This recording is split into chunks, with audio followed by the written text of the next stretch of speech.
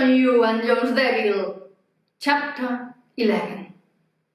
While the hidden camera recording remained hidden, the only little thing that kept me away was having the goblin trapped in a shopping bag, and I started to think about finding him a real home. I searched along the internet information about goblins. I found pirates some of Igor's surveys, and the truth is that them seemed to me a complete utter nonsense. He had not a clue about what he was talking about.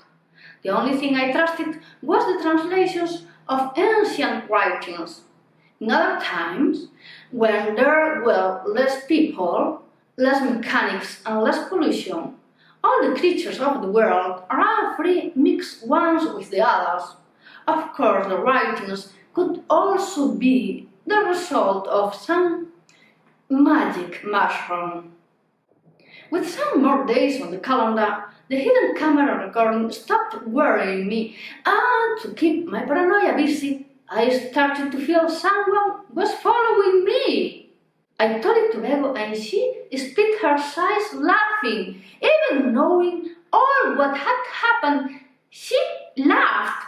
Not because she thought I had gone gaga, and I began to see the traffic lights turning into paparazzi, but because I thought I was a celebrity hounded, because I had been once on TV. But I wasn't wrong. 3 days after this conversation at Lugo Square, a woman grabbed my arm and pulled me up to an alley. "I recognized you from the telly. Don't you know me?" the woman asked. "No, I'm sorry." All the celebrities said people that watched them on TV thought they also see them back. "I took your fridge," she said in low, ashamed. "Oh, fine," I said, remembering, without knowing what that woman was going to ask me, because her tone didn't reveal her intentions. "I don't know if you want me to give it back to you," she asked. When I said I didn't, she breathed with relief. She told me she hadn't understood the goblin thing, and that anyway, he had just gone. So they now lived peacefully, and the fridge worked perfectly. They could buy fish because the former one was an old bunga. We didn't want to make such a scandal, but the neighbors came to find out what happened, and when they saw the mess, told it to everybody. They were fast to lend a hand when we are in some trouble. They aren't so quick, she said. She also told me the kids next door had recorded us going into the place, and that from that moment on, they hadn't troubles, apart from dealing with some people in the street, of course. That if I had gone to take the devil out of their place, she was very grateful. I didn't say I had or I hadn't. I didn't want to say anything they could use against me. "Well, dear, what else you are going to do? We don't have anything you could steal. We didn't find anything missing," she said when she was leaving. I felt someone was watching us. "Because we don't have refined bases or so," the old woman said with sarcasm. "Why do you say that? Have anyone asked about an expensive base?" I inquired. "The guy from TV, that old man that puts on airs, he thinks he's so educated," the lady said, making an exact profile. "He told me to give him the Sagarelos base. He said it had the devil inside. He came in without invitation. Our home is like a bus station. All the neighborhood comes and goes." He didn't live very happy. I didn't know whether from Bego and tell her I thought Lois had told Igor I had told him the devil was into the Sagaderos base, or keep it to myself to avoid she laughed at me again.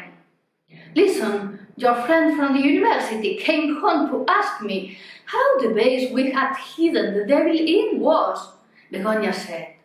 Tony didn't let me answer. He told me not to talk about it again to anybody. He's afraid we got into trouble. You did well. I told him the best thing because I was afraid they accused me of stealing a devil. As things were, I said. I told her the old lady at the square thing, and this time she didn't laugh. She even suggested something weird was happening.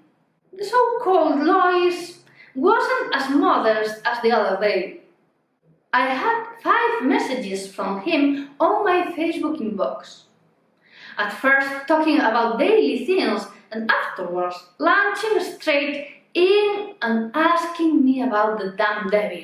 But it wasn't enough for him because I found him standing in front of my place when I arrived home.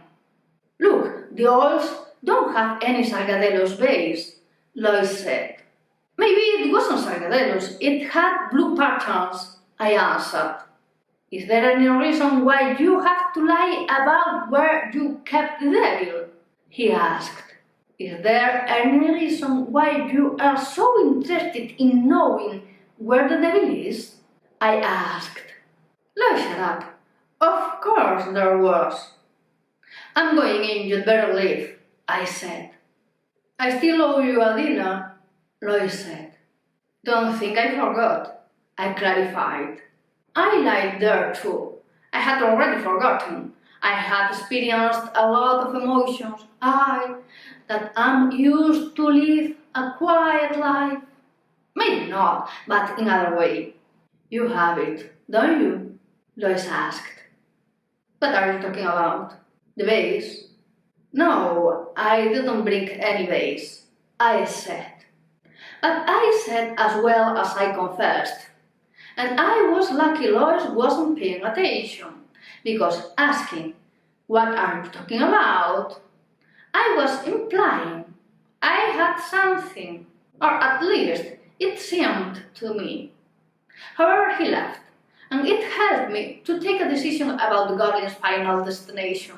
He was a creature from the woods, therefore I was going to take him to the wood, and even then John's devil block said it was a homely goblin, I was going to take him to the wood, to the magic Eume woods, which was the most beautiful I knew, the only one really. I had been in Verdes once, but there were a lot of neurotic fishermen complaining about me getting baits tangled. At the Eume there was a monastery museum, so if he got bored on the mountains, he would have a refugee. Could the goblin find his way home? He probably knew. There was a time where there wasn't any a Jones devil house. Probably the goblin was older than the house.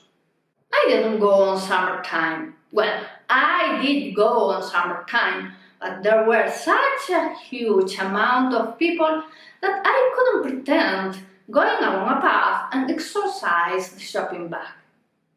Plus, the afraid I was of going up the mountains and some of that Parkside tourists raped me. October was ending, and yellow leaves carpeted the roads to the woods ditches. I stopped at the picnic area after the first bridge. I parked next to another car that should belong to a couple that was walking along the river. I took the road. I thought it would be easier, less muddy. But I popped in the mountain and I felt it wasn't enough for my goblin, even though I went up the slope to the monastery and went around. It still didn't like it, so I went down where I had seen the couple that had arrived at the same time that me got up. I must admit, I was a coward.